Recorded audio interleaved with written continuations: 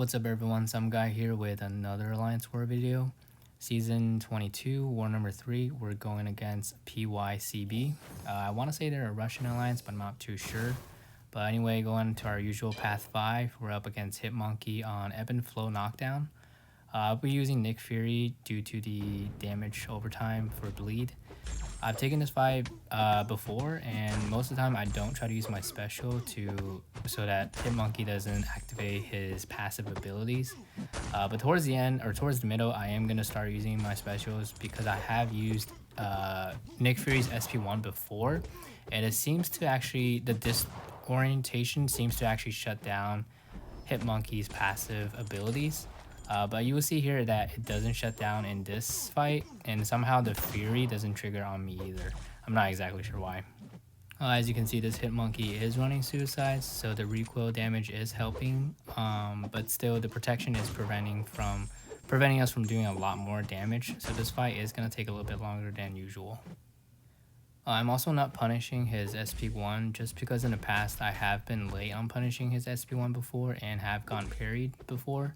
So I didn't want to risk that this time, but I think in the future I will start punishing again. And right here I'm going to throw my SP3 because I want to start throwing my SP1s. The SP3 is not considered a knockdown, so Hitmonkey won't trigger his passive abilities, and I won't trigger the Ebb and Flow knockdown either, unfortunately.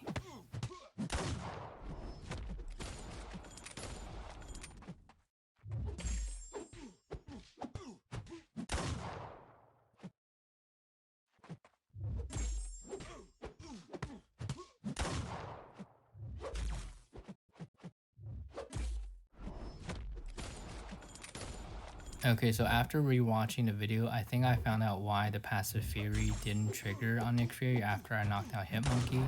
So right now I threw an SP1, which counts as a knockdown, so it turned off the protection on Hitmonkey. But because the disorient debuff is also on him, I believe that just shut down the node by itself.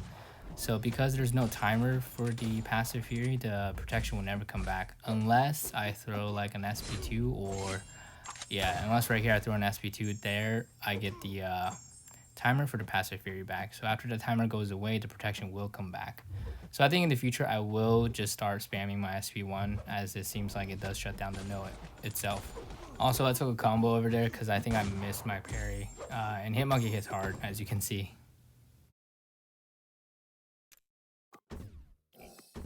And the next fight is Nova, pretty much on the same node. Usually I do see Nova more in the second section. I am going to use Quake here just because I feel more comfortable using Quake than Doom against Nova. Plus I need Doom in the second section, so I'm trying to save him as well. Basically same strategy, just knock Nova down while he's stunned and concussed to turn off the protection altogether. And then it's just a regular quick and shake fight, or shake and bake fight.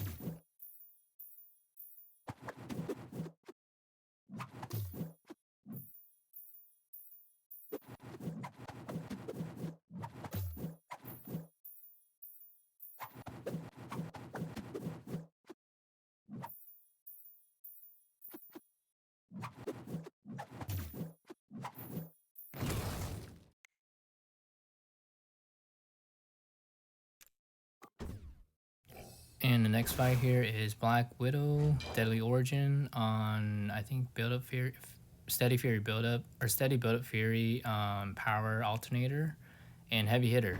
I thought this fight was going to be a walk in the park, so I didn't even duel, which was a big mistake.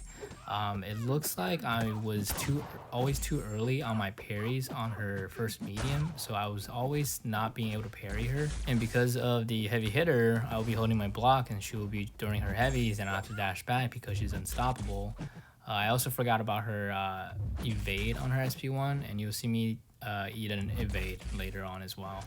So right now I'm kind of getting cornered. I'm trying to get out of the corner, but failing my parries miserably. But luckily I was able to reparry there and then push her back a little bit. She does activate her SP1, unfortunately. I do want to push her to SP2s more just to avoid that. So right now I'm getting cornered and trying to dodge all the heavies. Luckily her heavies are fairly easy to dodge. but I need a way to get out of there, and I'm just missing all my parries.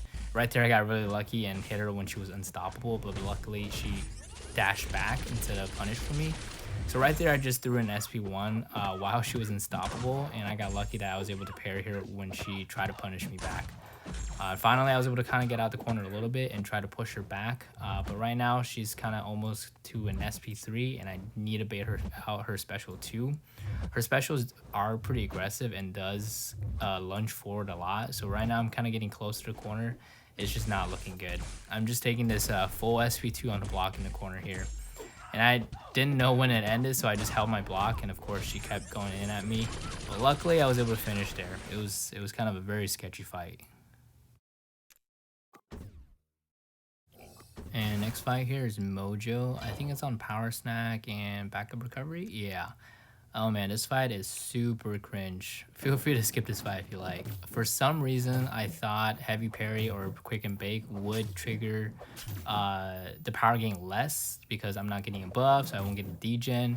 But what I should have done is do a mix of Shake and Bake depending on what the prompts are. So as you can see, I just keep triggering the prompts. At this point, I still think I'm okay. But it's until this up here, I think coming up soon, where he gains like a bar of power, then I'm like, oh no, I need to push him back so I can bait out the special. Luckily, he does throw it. I usually can evade the special too, but I didn't want to risk it. But the back in the corner came up, the prompt came up, and of course I was back in the corner, and he gains like a bar of power again, and then I just started getting beat down, and I'm about to die, so I just hit the pause button. I'm hoping this just stays there and then I just time out and then he at least has 58%, but I make another mistake. I navigated away from this page, and then when I navigated back, you can see that I just timed out, and then Mojo is back to full health and I just lost only half my health. So that was just all kind of bad. But I did learn that if you stay on a page and timeout, it counts as a regular timeout. But if you navigate away from the page and then timeout, it somehow counts as like a force quit kind of timeout. Yeah. First death of the season, not looking good. But anyway, moving on to the next fight is Professor X on Footloose and Kinetic Transference. This was the main reason I brought Doom. Basically, my plan is just to keep as many stagger on him as I can to prevent the Footloose node, the unstoppable and the evade. So I am going to make a mistake here. I didn't pay attention to his falter stacks and just rush in, and I do get punished for it. But luckily Doom is kind of a tank, so he's okay. But the special unblockable also caught me off guard, but it's okay. We're going to get back on our foot. So I'm just waiting out the Footloose. So right now I'm just trying to get to my SP3. I do have to be careful doing a Doom cycle against Professor X, just because I don't want to be pushing him to an SP3 when his falter is ready, because that way I'm gonna miss and then he's gonna just launch his SP3 basically.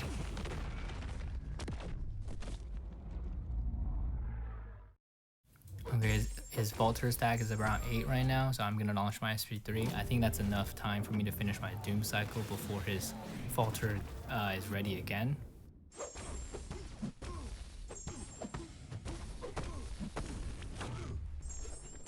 So yep, finishing my Doom cycle just in time before the falter is ready.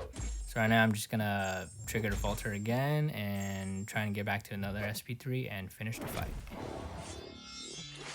The good thing about Professor X on Footloose is that every time he's done throwing his special, he kind of idles there for a while. So it's a good chance for me to idle as well and wait for the Footloose to fall off.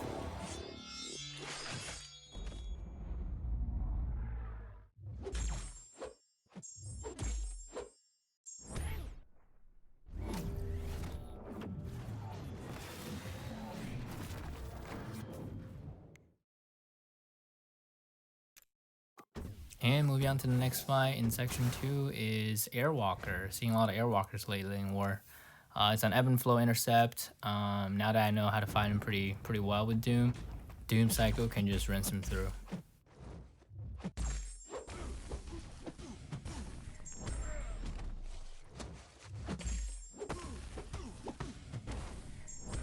Right there, I'm trying to dash into using my SP1, but I was a little bit late, and I did kind of eat a little bit tail end of that SP2, but it didn't really hurt that much.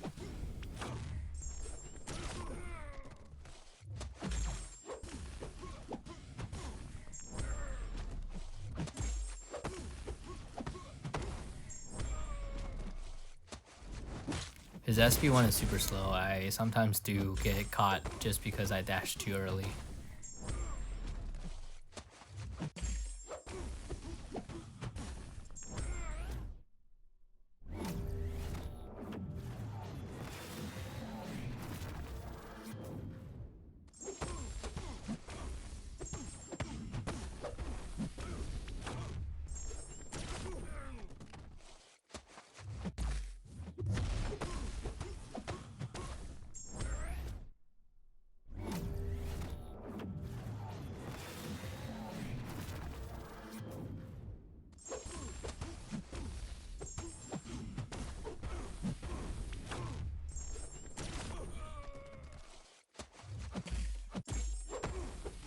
But as you can see, Doom Cycle is pretty OP. It just rinses him out. This fight is pretty easy with Doom.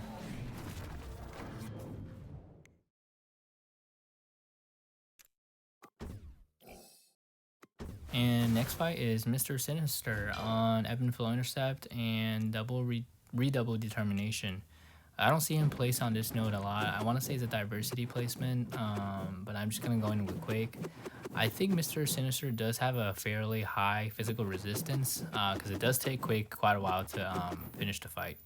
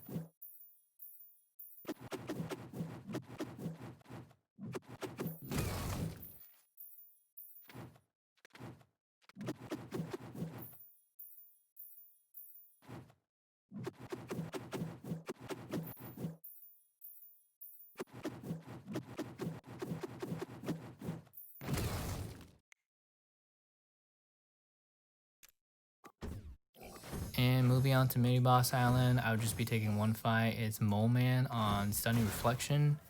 Nick Fury is usually a good counter to most opponents on Stunning Reflection just because in his phase 2 he's stun immune, plus he's a stubborn attacker as well.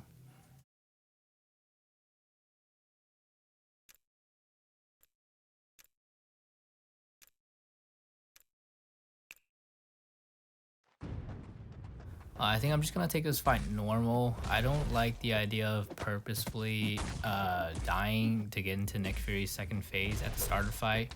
I think I'm just gonna knock him down a little bit, and if the timer gets close, if I'm close to timing me out, then I might try to purposely die to get to his second phase. But right now, I just like to knock him down a little bit longer and have the second phase as like a safety and backup net.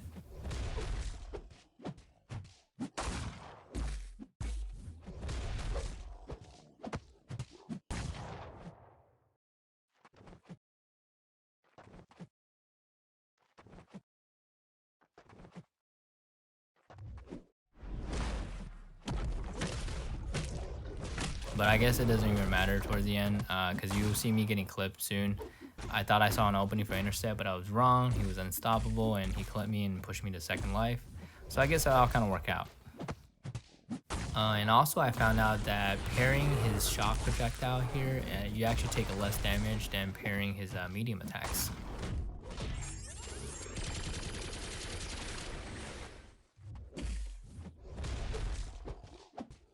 And once I get to unblockable, this fight's pretty much in control. Plus, I'm stun immune as well.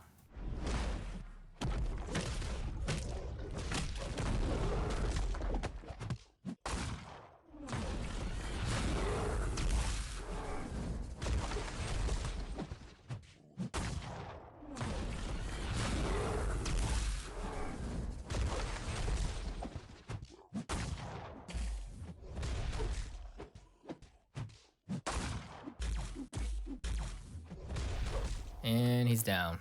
And that'll be it for me from this war. Unfortunately, we do take the L for this war. It was a very close war. We were only down by 2 attack bonuses, but we'll pick it right up. Thanks for watching. I'll see you guys on the next one.